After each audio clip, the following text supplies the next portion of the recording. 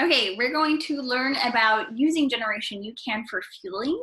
Generation UCAN is a great choice for people that are trying to fuel for a race while also managing their blood sugar, whether it's because of insulin resistance, diabetes, or controlling their weight.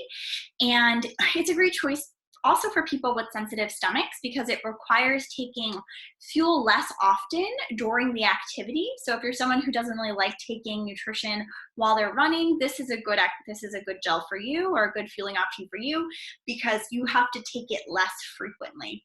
So we're going to go through a little PowerPoint presentation that I put together just to kind of go through the general rules of thumb on how to use Generation UCAN as a fueling source. It's one that I used for years. I'm a really big fan of it. I had a really sensitive stomach for a long time. I still do. I just know how to manage it now. And this was one of my introductions to running fuel, was using Generation UCAN because it was super well tolerated with my sensitive belly. Okay, so Generation UCAN is basically a powder that you would mix with water and take it before you head out the door. You do not want to use the powder that is high in whey protein. That one is not ideal for running endurance performance, but rather better for when you are taking it if you were going to go work out, let's say, at the gym and lift weights. But if you're someone who is using it for running, which is what I'm assuming you're using it for, then it's better that you're using the energy powder without the whey protein. And you want to use the performance energy powder, which is the one that is ideal for longer, more endurance efforts. Now, I recommend that you take this as a drink before you head out the door, but if you're going for runs longer than 60 to 90 minutes and you're going to need more fuel, we're going to also talk about creating it in a gel-like form, because I find it's just easier to transport when you create it into a gel form rather than drinking more of it on the run.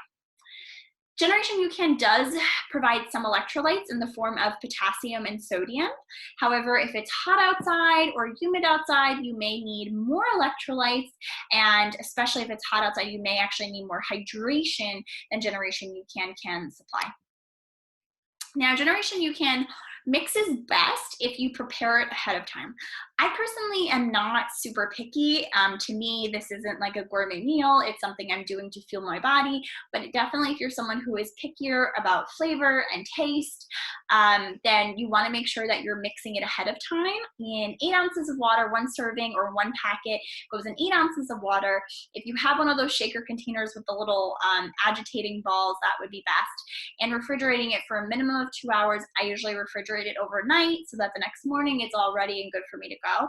And that's optimizing the taste. It's not necessary. I've also consumed it shaking it up and then just got drinking it, and it was fine. Not delicious, it was fine.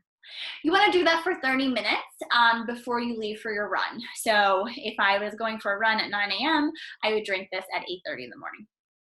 Now, if you are running for more than 60 to 90 minutes, you are going to need more fuel. So generally, if you are finishing your run at 90 minutes, you can get away with it, it's okay.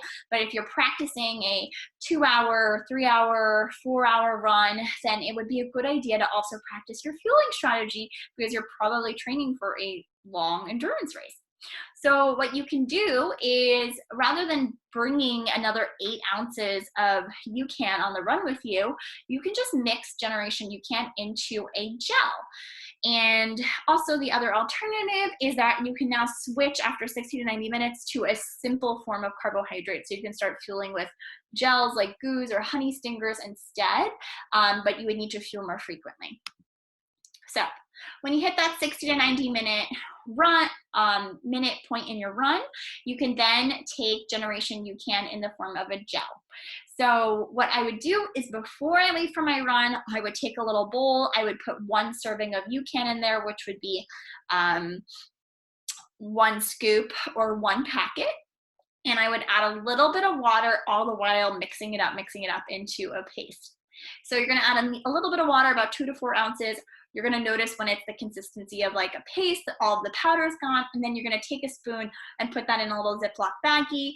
And then I usually will take that Ziploc baggie out on the run with me. And then when I'm ready to take it, I'll kind of rip off the side of it with my teeth and suck up all the Generation UCAN gel, and there you go. And so that one serving of the gel is then going to give you additional energy for another 60 to 90 minutes. And you and I will talk about whether I think you're more of a 60-minute person or a 90-minute person.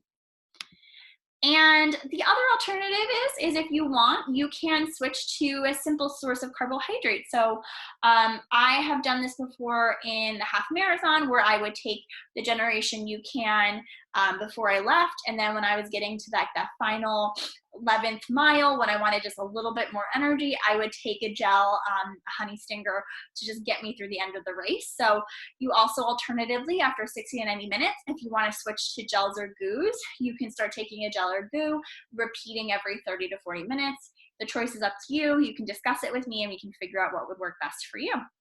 And that's it. Generation UCAN is a great choice. If you're not adding the gels or goos, it's a good way to keep your blood sugar well controlled while you are running the race, and also a good way to get sustained energy without having to continually fuel.